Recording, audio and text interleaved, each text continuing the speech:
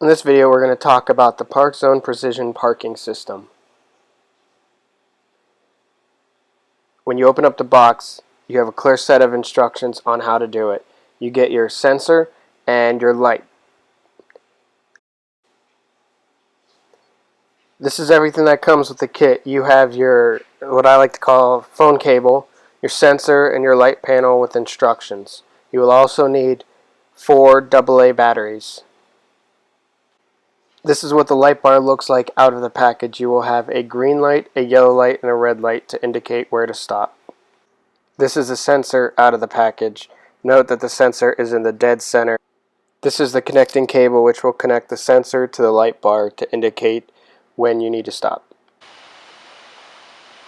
So for this first step, you're going to grab the top part with the lights and you're going to install the batteries. The batteries I chose to get were the Energizer Ultimate Lithiums. I found out that these are expensive initially, but they last, in my opinion, at least 5 times longer than normal batteries. I used to use these when I was in the military and I rarely had to ever change them. So to install the batteries, you just flip it over. Got 2 on each side.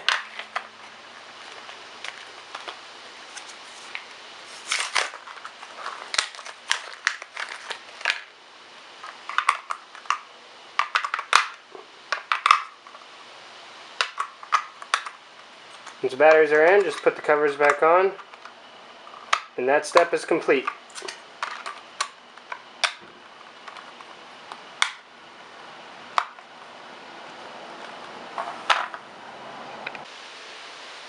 Okay, so a little trick that I'm going to use in order to be able to find the holes for the screws and place them perfectly is I'm just going to use a piece of paper. I'm going to outline the outside of this. For each part you're going to want to do this. Just makes a quick template. So now that I got my outline done, cut it out. Doesn't have to be perfect.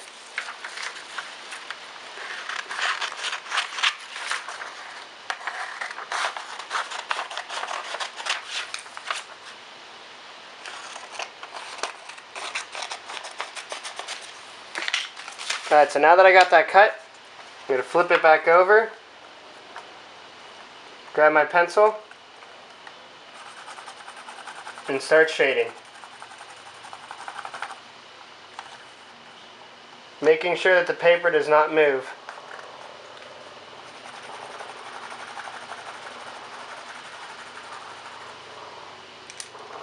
As you can see, right there and there is the tops of both of my screws. Now all I gotta do is line the screws up with that, drill through it, and they're gonna be exact. Okay, so now it's time to drill your holes for the lighted piece. So using your template, I measured up on my car that my eye level is approximately 48 inches up. So what I'm going to do is take my template, poke little holes right here, use my pencil, making sure that it's straight and level. Then I'm going to mark my spots that I'm going to drill.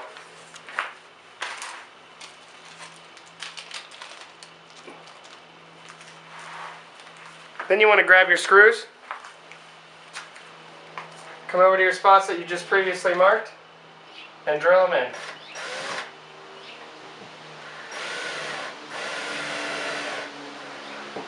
You don't want to screw them all the way in because you still have to hook your lighted section onto it.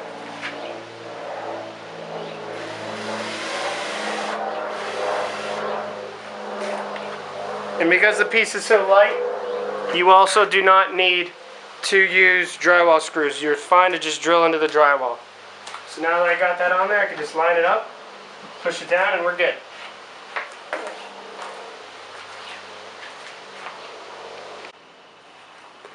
So after you've already mounted the lights, what you need to do is measure where your bumper is going to be. On my vehicle, I need to have the sensor approximately 20 inches off the ground in order to have proper effect on my bumper. You can use the same template that you used.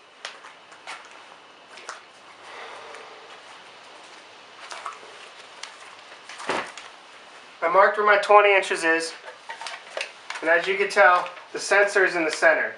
So I need to get this in the dead center, once again making sure it's straight, and make my marks. Now that I know where those marks are at, I'll drill again.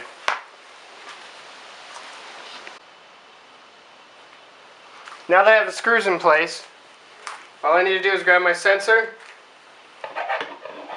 find the holes, place on there, push down, and then you're going to grab the phone cord, as I like to call it, and you're going to attach it up top, and then you're going to stretch it down to the bottom. As far as installation, that is all you have to do. Next is setting it up.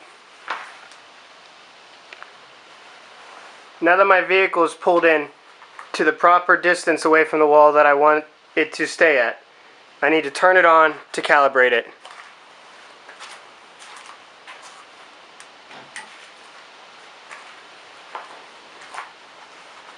The lights start flashing, as you can see. Once it's fully calibrated, it will stop blinking.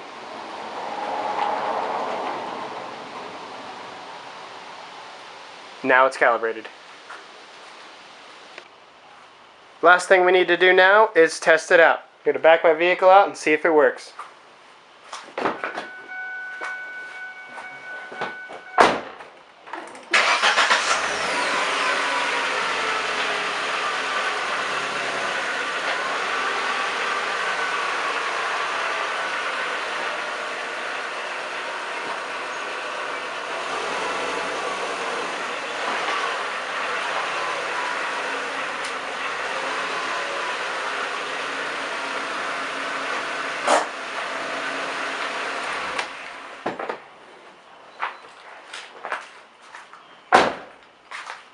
And it works.